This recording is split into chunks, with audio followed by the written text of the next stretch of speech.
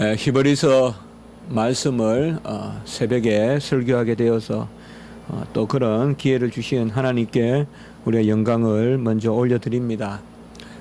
그동안 십자가의 지성소라는 제목으로 요한복음에 큰 은혜가 있었습니다. 부족한 종은 말씀을 전하면서 아주 많은 그러한 기쁨을 누렸고 또 시시각각 하나님이 주시는 그런 말씀의 은혜가 있었습니다. 그리고 오늘 이제 우리가 믿는 돌이라는 그런 제목으로 히브리서 말씀을 우리가 이제 새벽마다 보려고 합니다. 사실 이 히브리서는 상당히 감춰져 있는 그러한 말씀 같지만은 종교개혁 때 로마서와 더불어 가장 크게 드러났던 작용을 했던 그러한 말씀입니다. 로마서가 이신칭의의 그러한 진리를 담고 있었다면 히브리서는 그리스도가 유일한 중보자시다. 그리스도가 유일한 중보자시라는 그것으로 특별히 불란서 종교개혁에서는 벽보 사건이다라고 있는데요. 그 벽보에 바로 예수가 유일한 중보자다. 이 히브리서 말씀을 벽에 붙여놨어요.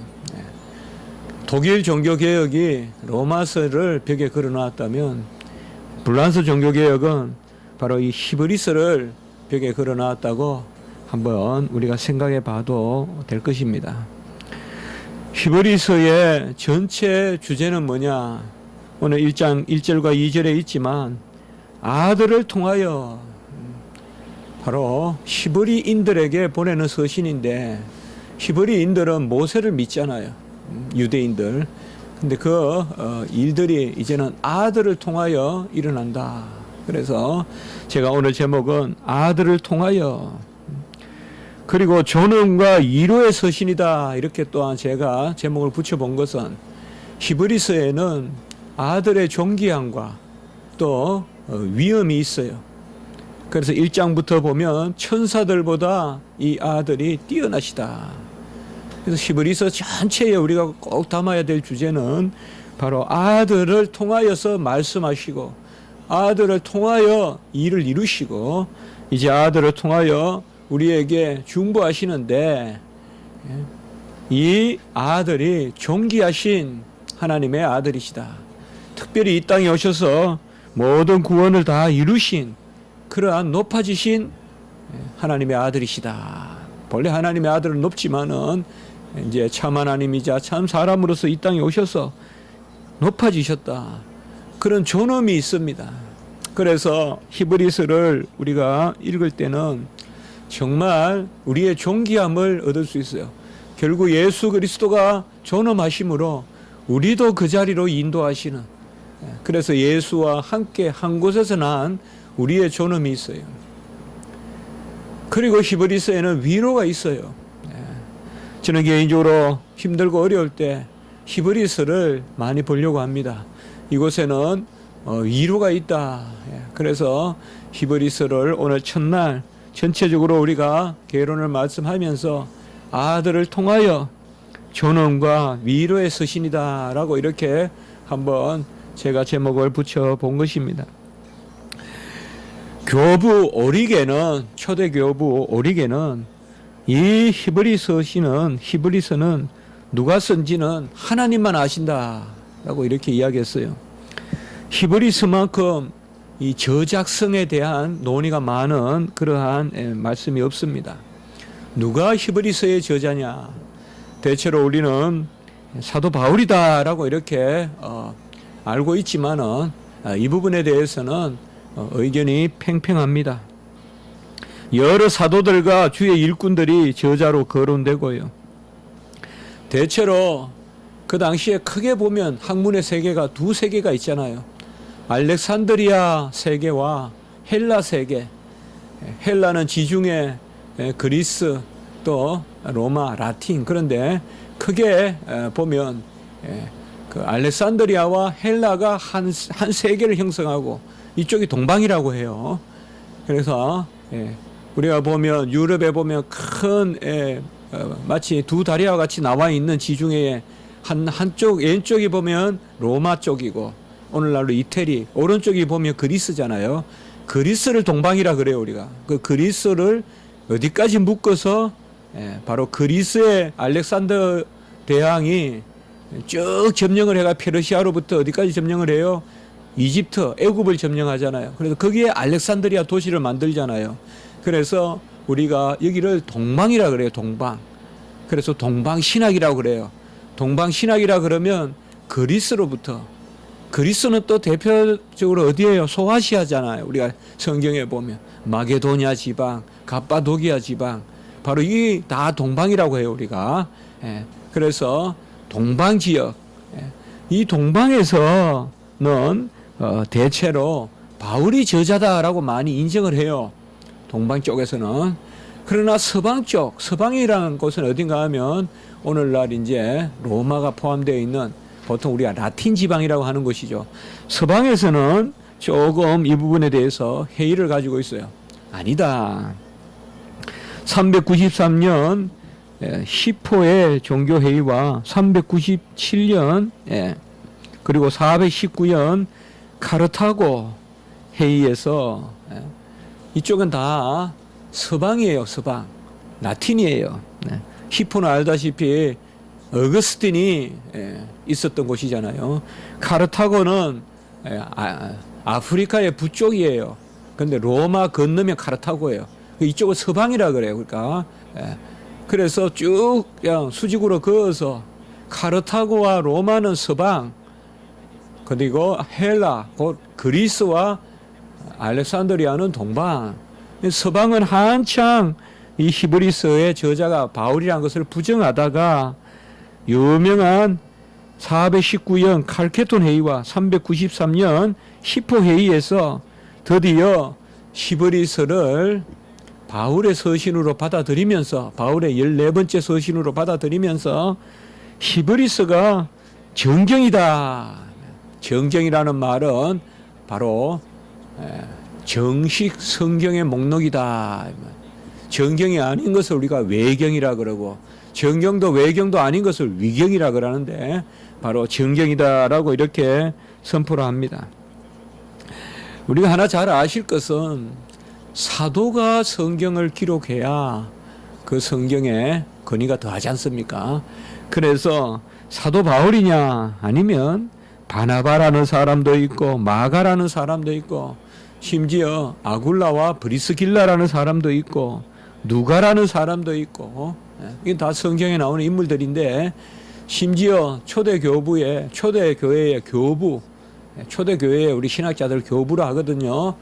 또 클레멘트라는 사람도 있고 여러 설이 있습니다. 그러나 확실한 것은 본서가, 히브리서가 어떤 배경으로 쓰여졌느냐, 이거 우리가 잘 기억하셔야 돼요. 특별히 히브리서는 유대교회에서 개종한 기독교인들에게 쓰여진 거예요. 그러면 그건 뭐예요? 그 당시에 유대인들은 다 유대교잖아요. 태어나면서부터 다 유대인이에요. 할례를 다 받아요. 8일 만에. 그러니까 한마디로 유대 그리스도인들에게 보낸 편지다. 이방인 그리스도인이 아니라 헬라 사람이나 로마 사람이 아니라 유대 그리스도인들에게 보낸 그러한 편지다. 그리고 모든 사람을 대상으로 한 것이 아니라, 우리가 이런 것을 공동서신이라 그러는데요. 베드로서라든지 이런 그 공동서신, 그런 공동서신이 아니라, 일반 서신, 공동서신이 아니라 어느 지역, 어느 도시의 유대 그리스도인들에게 쓴 것이다. 두 번째 우리가 생각할 것은 어떤 상태에서 쓴 것이냐. 이거 우리가 히브리서를 이해하는데 상당히 중요한 겁니다. 바로 이 유대 기독교인들이 다시 유대교로 돌아가려고 하는 개종의 움직임이 있었어요. 왜 그럴까요? 항상 재개종은 종교개혁 때도 보면 심한 핍박이 있을 때 생겨요. 심한 핍박이 있으면 성도도 늘어나지만 교회를 떠나는 사람도 많아져요. 조금만 어려우면 교회를 많이 떠나잖아요. 이 당시에 보통 우리가 알다시피 AD 64년, 주후 64년에 네로의 대박해가 있었죠. 그래서 네로가 불을 지르고 로마에 기독교인들이 그랬다. 그리고 이 네로의 박해에 이어서 바로 바울도 베드로도 주의 사도들이 다 죽음을 당하죠. 그리고 그때 로마에서 비로소 그때 공식적으로 기독교는 불법 종교라고 낙인을 찍어요. 유대교는 괜찮다 이 말이에요. 유대교는 괜찮은데 예수를 따르는 기독교는 불법 종교다. 그러니까 전부 다 이제 개종을 하려고 하는 거예요. 너무 핍박이 심하니까. 그때 히브리서가 기록됐다 이 말이에요. 다시 너희들이 믿는 것이 오늘 말씀과 같이 바로 아들을 믿어야 된다 이거예요. 유대인들은 예수 그리스도를 안 믿잖아요. 그 아들이 2절에 보면 오늘 만유의 상속자고 아들이 모든 세계를 지었다 이 말이에요. 창세기가 바로 이 아들이라 이 말이에요. 주인공이. 모세가 아니라. 유대인들은 모세를 섬기잖아요. 그래서 이 아들을 통하여 이 예수 그리스도를 통하여서 했다 이 말이에요. 루트는 아볼로가 저자다라고 또 이렇게 생각해요. 아볼로가 뛰어난 지혜 있는 사람이거든요. 바울도 아볼로를 좋아했죠. 그래서 아볼로가 참으로 히브리서 저자라고 루트는 확신했고, 그리고 그럼에도 불구하고 루트는 히브리서를 정경이라기보다는 제2의 정경, 2차적 정경같이 여겼어요. 그래서 루트는 히브리서나 야고보서나 이런 것을, 야고보서는 더 천히 여겨서 지푸라기라고 했는데 히브리서나 야고보서 이런 것을 정경같이 귀하게 안 여겼어요. 아가서나 이런 것을. 그래서 설교나 하지 않고, 설교 이렇게 하지 않고 귀하게 여기지 않아요. 제2정경이라 그러고 본래 하나님의 말씀이라기보다는 그 말씀과 같이 가는 이런 것을 안티레고메나라고 하는데, 바로 호모레고메나가 아니라, 호모나 말은 같다는 뜻이거든요. 같은 말씀이 아니라, 다 같은 말씀이 아니라, 안티라는 말은 반대라는 말이 아니라 벽에 기대 있다는 말이에요. 그리고 영어로 against 이라면 벽에 기대 있다는 뜻이에요. 벽에 반대 있다는 말이 아니고 바로 정경과 기대 있는 그러한 서신서다. 제가 설교 때 이런 말씀을 잘 안 드리는데 우리가 이런 서러운 부분을 잘 이해하셔야 전체적으로 이 히브리스에 대한 우리가 전체적인 히브리스를 보는 그런 마음이 있을 것입니다. 칼빈은 그러면 어떻게 했을까요? 칼빈도 이 바울이 저자라는 점에 대해서는 알 수 없다. 정확하게 알 수가 없다. 물론 성경 안에 보면 히브리서에 보면 디모데라는 말도 나오고 해서 바울이 디모데를 제자로 두었기 때문에 분명히 바울이다라고 그렇게 보는 경우도 있지만, 칼빈은 그의 히브리서 주석 서문에서 여러 가지를 들어서 바울을 저자로 보기는 그렇게 만만치 않다. 그러나 우리가 이것보다 더 중요한 것은, 그러면 칼빈도 루터와 같이 히브리서를 2차적 정경으로 여겼느냐? 그것은 아니에요. 칼빈은 누구보다도 히브리서를 중요하게 여겼어요. 그걸 제가 말씀드리고자 하는 거예요. 세 가지로 칼빈은 히브리서가 중요하다라고 생각했어요. 첫 번째, 그리스도의 제사장 직분에 대해서 여기보다 더 명백하게 밝힌 말씀이 없다, 이렇게 못을 받고 있어요. 우리의 대제사장이시요, 바로 그리스도가 대제사장이라는 것을 이 책만큼, 히브리서만큼 맞는 이야기거든요. 두 번째, 그리스도의 죽음의 효력을 이만큼 높이 찬양한 책이 없다. 예수님이 십자가에 죽으심으로 그가 영문 밖으로, 다 히브리서에 나오는 말씀들이에요. 그 죽음의 효력이 얼마나 대단한지를 히브리서만큼 잘 전한 책이 없다. 맞습니다. 히브리서가 존귀하고 존엄과 위로의 서신이라고 제가 말씀을 드린 것은 이 예수님의 죽음의 효력이 나타나기 때문에 존엄한 것이요, 예수님의 죽음의 효력이 나타나기 때문에 우리에게 위로가 있는 것이에요. 그래서 히브리서에는 장중한 음과 같이 큰 팡파레가 울리지만은 그 음은 소란한 음이 아니라 위로의 음이에요. 가장 존엄하면서도 위로가 되는 것, 이게 종교 음이에요. 그 음을 히브리서는 펼쳐주고 있다. 세 번째는 칼빈은 의식의 폐지와 율법의 완성으로서의 그리스도를, 바로 그가 참 몸이고 실체라는 것을 보여주는, 이렇게 뚜렷하게 히브리서가 어떤 책이라는 것을 말해주고 있습니다. 다시 정리하며 첫 번째는 예수님이 대제사장이라는 것을 이보다 더 잘 말씀하는 곳이 없다. 두 번째는 다 이루신 그 죽음의 효력, 십자가의 효력이 이보다 더 잘 설명된 곳이 없다. 세 번째는 바로 의식을 폐지하고 율법을 완성하신 예수 그리스도, 그 부분을 잘 여기서는 설명하고 있다. 그러면서 결론적으로 히브리서는 구속의 완성이라기보다 그 너머의 이야기를 하고 있다. 자, 우리가 지금까지 십자가의 지성서 요한복음 말씀을 봤죠. 제가 참 왜 그 다음에 뭘 설교할 거 요한복음은 바로 다 이루었다까지예요. 요한복음 19장 30절 다 이루었다까지예요. 히브리서는 다 이룬 그것이 이제 무슨 능력을 나타내느냐, 효력을 나타내느냐. 그래서 요한복음과 히브리서를 한 짝으로 읽으면 좋겠고, 이 두 개를 다 설명해 주는 것이 로마서다 이 말이에요. 로마서다 이 말이에요. 그래서 우리가 굳이 순서로 한번 읽어본다면 요한복음, 히브리서 이렇게 읽고, 그 요한복음까지는 다 이루었다.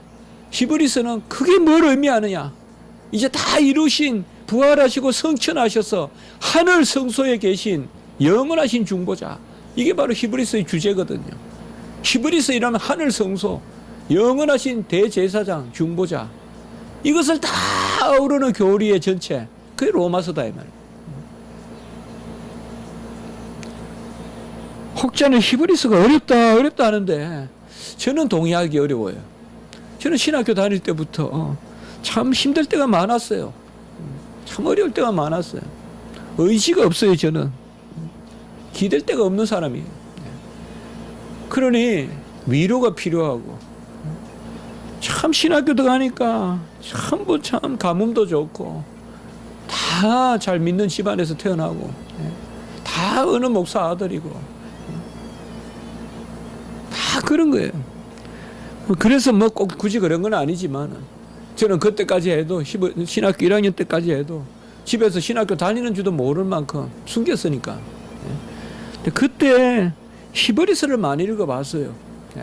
히브리서를. 제일 처음에 제가 주석을 읽어본 게 히브리서 주석을 읽어봤어요. 전체 주석을 읽어본. 바로 이 히브리서가, 그래서 저는 오늘 특별히 조언과 위로의 서신이다. 이게 제 개인적인 고백인 것은 아니에요. 객관적으로도 그렇습니다.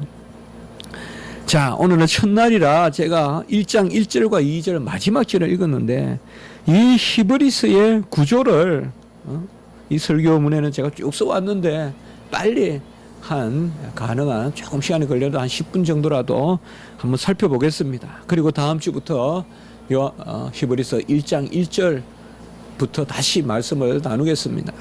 오늘은 1장 1절 2절을 보려는 것이 아니라 마지막 절까지 읽은 것은 전체 다를 오늘 개론해 보자는 것입니다.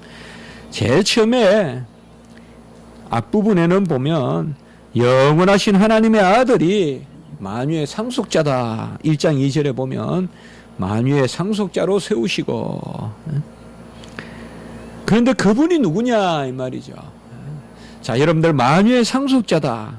그분으로 말미암아 세계를 지었다. 1장 2절의 후반부에. 이게 왜 중요할까요? 모세가 아니다 이 말이에요. 그 누구도 아니란 말이에요. 창조의 하나님이 바로 누구요? 이 아들로 말미암아 지었다 이 말이에요. 예수 그리스도로. 예수 그리스도는 기원 그때 오신 것이 아니라 영원 전에 창조주시라. 영원 전에 계신. 그리고 그가 누구시냐? 유명한 고백이 나오죠. 해보세요. 하나님의 영광의 강체시여 본체의 형상이시라. 1장 3절. 여기 하나님은 성부예요. 성부의 강체시여 영광의 강체시여 본체의 형상이시다. 그가 천사보다 높으시다. 1장 14절에 천사보다 높으시다. 마지막 절에 나오죠. 그래서 히브리서 1장은 예수님이 하나님의 아들이고 그로 말미암아 천지를 지으셨고 그가 아버지의 본체의 형상이요 그리고 바로 영광의 강체시고 그가 천사보다 높으시다. 이 당시에 천사 숭배가 있거든요. 천사보다 높으시다. 그런데 그 높으신 분이 2장 7절과 9절 오늘 제가 말씀드리는 걸 잘 메모했다가 히브리서를 전체적으로 조망하시면 히브리서가 되게 재미있을 거예요. 유익할 거예요. 2장 7절과 9절에 보면 뭐예요? 그가 잠시 천사보다 못하게 되셨다 이 말이에요. 히브리서 2장 7절과 9절에 보면 그는 천사보다 뛰어나신 분인데 천사보다 잠시 동안 못하게 되신 것이다. 왜? 간단하죠. 2장 10절에 보면 구원을 이루시려고. 그렇죠. 하나님의 아들이 천사보다 못하게 되신 것은 바로 사람이 되시고 고난받으신 것은 2장 10절에 같이 합시다. 구원의 창시자다.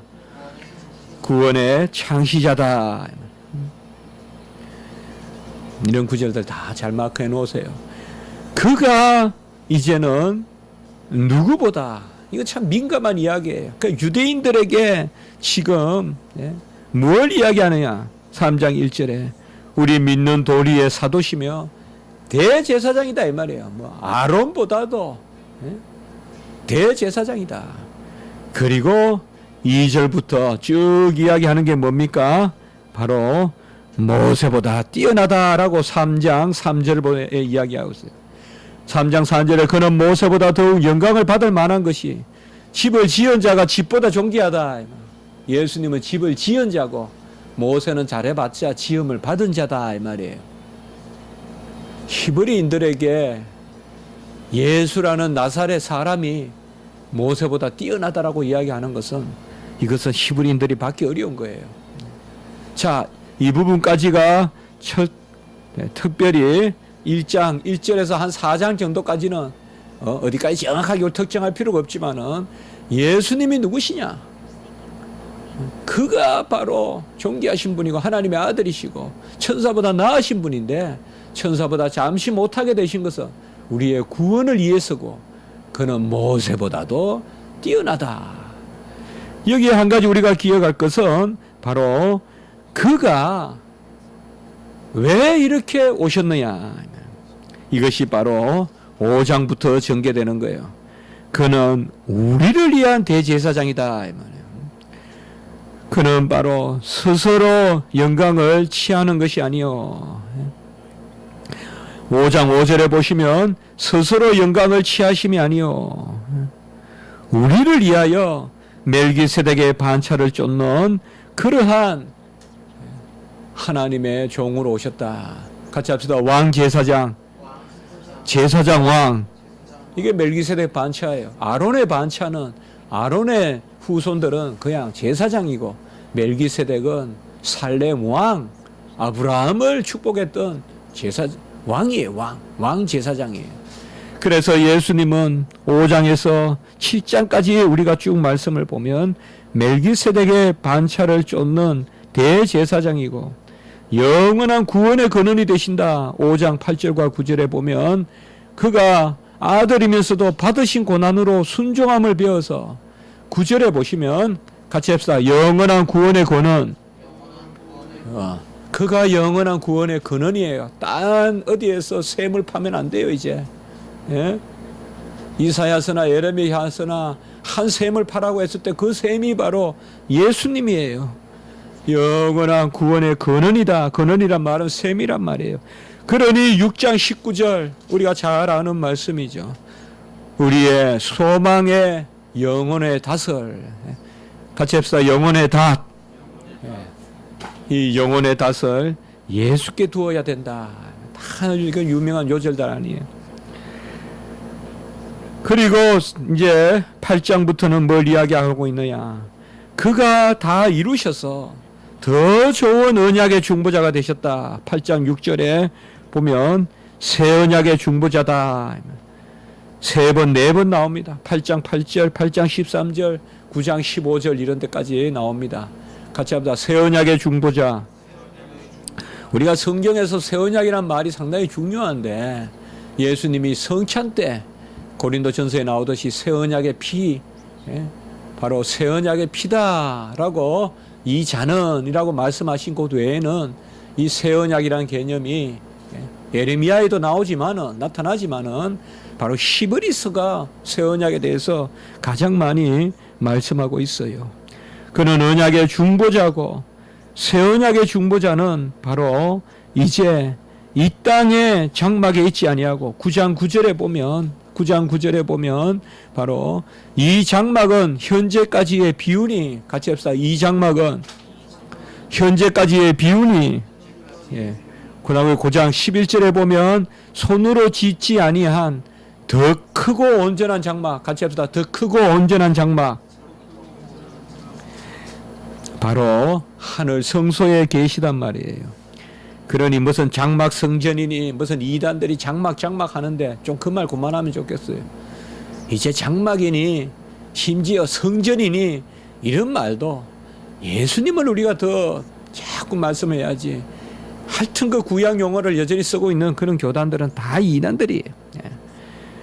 네 번째로 이 예수님이 바로 누구냐? 율법의 완성이다 이 말이야. 10장 1절. 우리가 이렇게 한번 쭉 보고 다음에 이 구절을 보면 그 구절이 히브리서 나오는 거 아닙니까? 금방 떠오른단 말이에요. 이렇게 한번 전체를 살펴보면 히브리서 10장 1절에 보면 뭐예요? 율법은 장차 올 좋은 일의 그림자요 참 형상은 누구다?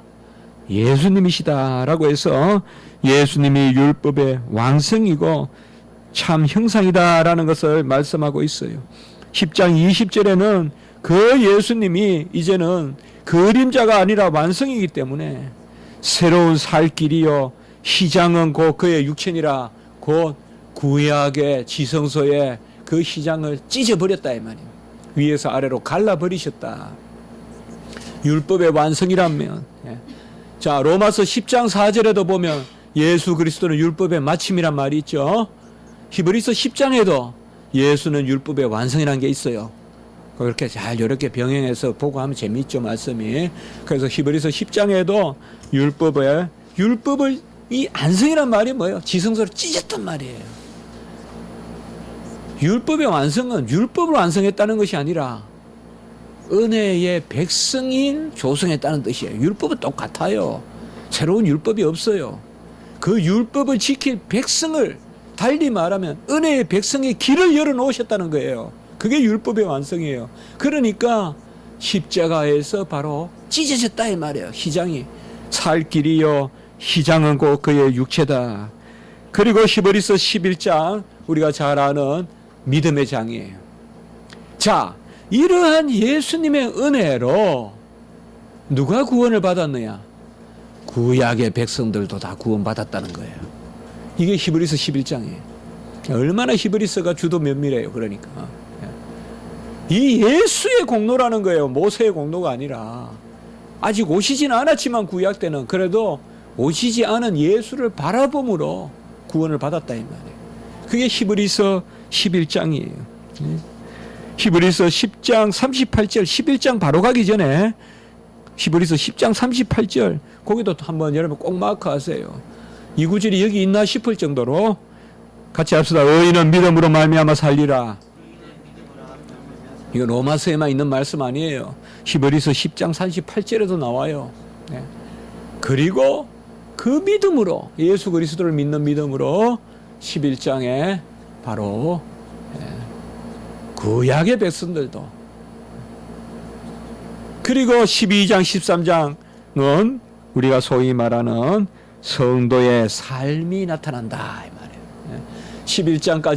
11장은 믿음이고 12장 13장은 성도의 삶이 있다. 특별히 제가 두 구절만 뽑아 볼게요. 12장 2절 이것만 읽고 우리가 맞춰 봅시다. 12장 2절 앞부분만 읽어 봅시다. 시작. 믿음의 주여 또 온전하게 하시니 예수